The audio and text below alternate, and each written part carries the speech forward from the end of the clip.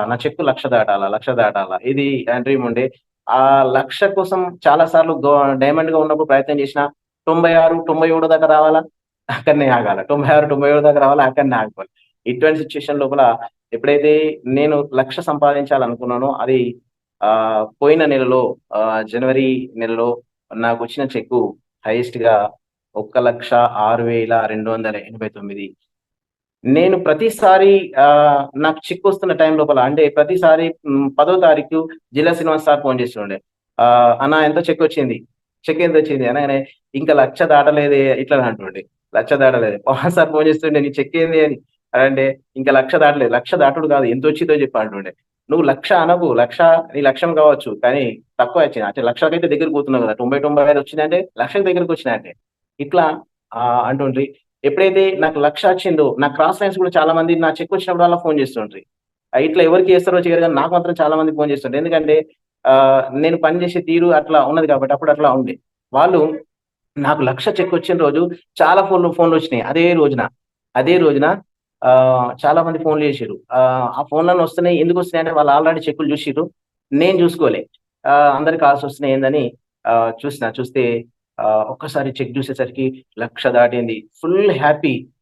ఎవరితో నా హ్యాపీనెస్‌ని పంచుకోవాలా? ఎవరితో ఫస్ట్ నా హ్యాపీనెస్‌ని పంచుకోవాలా? నా ప్లాన్స్.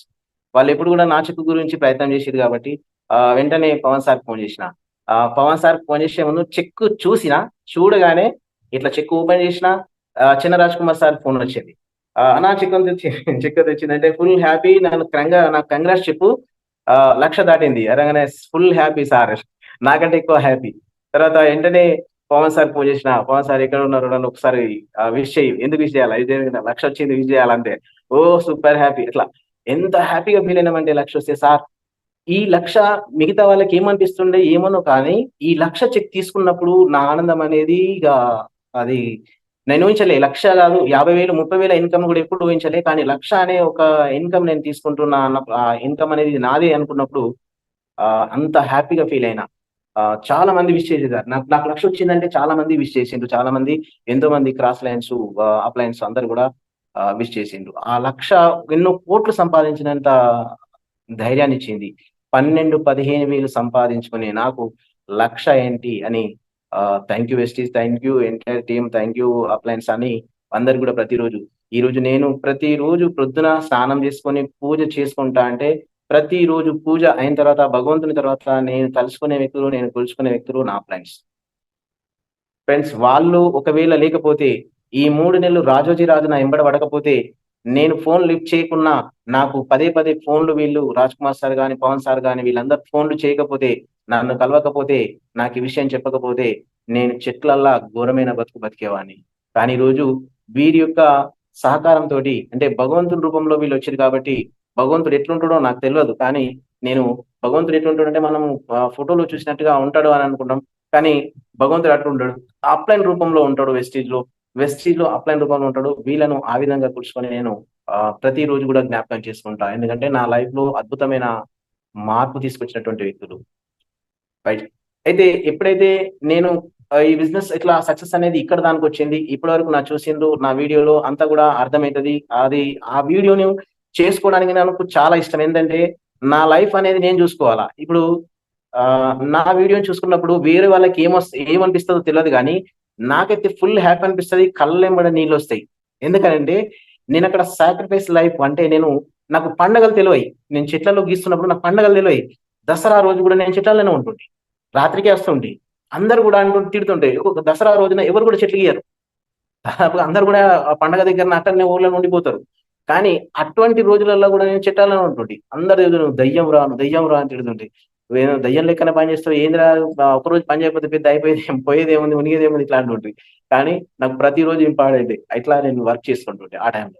కానీ ఇప్పుడు ఫ్రెండ్స్ ఇప్పుడు వెస్టీజ్ యొక్క దమ్మేంటి అంటే వెస్టీజ్ ఇచ్చినటువంటి బలం ఏంది అనంటే మామూలు ఆత్మవిశ్వాసం కాదు సార్. వెస్టీజ్‌లో ఇప్పుడు నేననుకుంటున్నా. ఇప్పుడు నేను డిసైడ్ అయిపోయినా. ఎట్లా అంటే అంతకుముందు డిసైడ్ అంటే అది పూర్తిగా కాదు. ఏదో మీది మాటలతోటి అంటుండే. కానీ ఇప్పుడు హృదయపూర్వకంగా నేననుకుంటున్నా. ఇప్పుడు నేను అనుకున్న నా గోల్ ఏంటి? ఇప్పుడు 1,00,000 తీసుకున్న నేను 2025 జనవరికి నా ఇన్‌కమ్ రూ. 5,56,289. అలా రోజు గూడా ప్రతిరోజు గూడా నేను మెడిటేషన్ చేసిన తర్వాత నేను ప్రతిరోజు కూడా ఆ అమౌంట్ నేను 108 సార్లు జపం చేసేదాన్ని.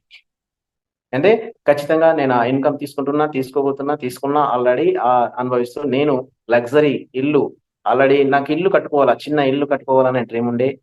క్రౌన్ అయింది దేనికోసం అంటే ఇల్లు కట్టుకోవడానికి. వెస్టిజ్ ద్వారా మనకు హౌస్ ఫండ్ ఉంది కదా! 3% దాంతోటి ఇల్లు కట్టుకోవాలనుకున్నా. ఈ నెలతో ఆల్రెడీ కంప్లీట్ అయిపోతుంది. దగ్గరకొచ్చేసింది ఆల్రెడీ. ఈ నెలతో నేను 3 మంత్స్ కంప్లీట్ చేసుకున్నా. చేసుకొని నెక్స్ట్ చిన్న డ్రీమ్ అంటే చిన్నగా ఇప్పుడున్న ఇల్లుని కొద్దిగా తీసేసి దాన్ని ఒక 25,00,000 ఎస్టిమేట్ తోటి ఒక ఇల్లు కట్టాలనుకుంటున్నా చిన్నగా. నా యొక్క డ్రీమ్ ఇక పెద్దగుంది. మా గ్రామం లోపల నాలాంటి ఇల్లు ఎవరిది ఉండకూడదు. 3 కోట్లతోటి ఇల్లు కట్టాలనేటువంటి డ్రీమ్ నాకుంది. ఒక లగ్జరీ కార్, ఆహ్, మంచి లైఫ్ అనేది ఇక్కడ నేను డ్రీమ్ చేస్తున్న ప్రతిరోజు నా డ్రీమ్ అది రాసిపెట్టుకున్నా. రాసిపెట్టుకునే అన్ని ఒక్కొక్కటి జరుగుతున్నాయి. ఫ్రెండ్స్ నేను ఈ బిజినెస్‌కు అంటే ఇంత మంచి ఇన్‌కమ్ లేనప్పుడు నాకు చాలా మంది చెట్లలో పరిచయము. ఎవరికైనా ఏదైనా ప్రమాదం జరిగితే, ఎవరికైనా ఏదైనా అవసరమైతే డబ్బులు లేక ఇబ్బంది పడుతున్న వాళ్ళకు ఏదైనా నా దగ్గర ఉంటే హెల్ప్ చేస్తుంటి అని అనిపిస్తుండే అప్పుడు. కానీ నాది నాకే సరిపోదు. నా పొట్టకే సరిపోదు. నేను ఇంకోళ్ళకి హెల్ప్ ఎట్లా చేయగలుగుతా? అట్లాంటి సిట్యుయేషన్‌లో ఉన్న నాకు ఇప్పుడు నేను గత ఒక 3 నెలల నుంచి ప్రతి నెలలో అది చెప్పకూడదు. నేను దాదాపుగా నేనేం జేసింది ఇట్లా నేను ఏదైనా దేనికైనా ఇచ్చింది దాన్ని ఎక్కడ కూడా వ్యక్తం జేయ. కానీ ఇక్కడ లైఫ్ మారింది అని చెప్పడానికి దాన్ని వ్యక్తం చేస్తున్నా. ఒక 5, 6 వేలు నేను ఇప్పటి వరకు అంటే ప్రతి నెల లోపల ఇప్పుడు ఒక 3, 4 నెలల నుంచి ఒక 5, 6 వేలు అక్కడక్కడ ప్రమాదం జరిగేదని ఇబ్బంది పడుతున్న వాళ్ళకు ఒక 5, 6 వేలు నేను గూడా డొనేట్ చేయడం జరిగింది. అక్కడ పేరు చెప్పుకోకుండా. చూడండి చూడండి ఒకప్పుడు ఆ 5, 6 వేల కోసమే ఇబ్బంది పడుతున్న నేను ఈ రోజున ఇంకొకరికి హెల్ప్ చేయడానికి అవకాశం అనేది వెస్టీజ్ ద్వారా వచ్చింది. ఫ్రెండ్స్ వెస్టీజ్ అనేది నమ్మితే ఇది నిజమైంది. నమ్మితుంది. నేనిప్పుడు నా ఫస్ట్ చెక్ నేననుకున్నా. నేను కొన్ని దైవ కార్యాలంటే నాకు చాలా ఇష్టం గాబట్టి, దైవ కార్యం చేయాలనుకున్నా. నేను ఒక దేవాలయం లోపల ఒక రూ. 1,00,000 ఒకటి చేయించాలనుకున్నా. ఆల్రెడీ నా 1,00,000 చెక్ వచ్చింది గదా! ఒక 45,000ని నేను ఆ దేవాలయానికి ఒక నిర్మాణం లోపల ఉపయోగించడానికి దానికి నేను జేస్తా అని జెప్పిన. నా పేరెక్కడ జెప్పకండి. అది నేను చేస్తా. నా పేరక్కడ రాసేది లేదు, ఏం లేదు. ఇది భగవంతుడికి ఒక భక్తుడు సమర్పించుకుంటున్నది. అక్కడ నేను దానికి సమర్పించిన. చూడండి ఫ్రెండ్. ఇంత ధైర్యం ఎక్కడి నుంచొచ్చింది. అంటే ఒకప్పుడు రూపాయి ఖర్చు పెట్టాలంటే ఇబ్బంది పడే నేను ఈ రోజున ఒక 45,000 ఖర్చుతోటి ఒక దగ్గర ఒక పని చేసేదుంటే దాన్ని చేస్తున్నా. That is Vestige power. Power of Vestige. Power of Vestige. Power of Vestige. Vestige ద్వారే సాధ్యమైంది. ఇంకా నేను ఎన్నో చేయాలనుకున్నా. ఎన్నో దైవ కార్యాల లోపల, మంచి కార్యాల లోపల ఎంతో మందికి సహాయపడాలనుకున్నా. ఇవన్నీ గూడా నేను చేస్తా. ఇప్పుడు ఒకప్పుడు అనిపిస్తుండే నేను గిదే పని చేయడానికి, గిదే బతకడానికి పుట్టినా అని అప్పుడు అనిపిస్తుండే. ఆ చెట్టుకిస్తున్న టైం లోపల. కానీ ఇప్పుడు వెస్టీజ్ వచ్చిన తర్వాత నేను ఉత్తగా పుట్టలేదు. నేనేదో గొప్ప పనులు చేయడానికే పుట్టినా. ఈ భూమి మీదకి నేను ఏదో చేసి ఏదో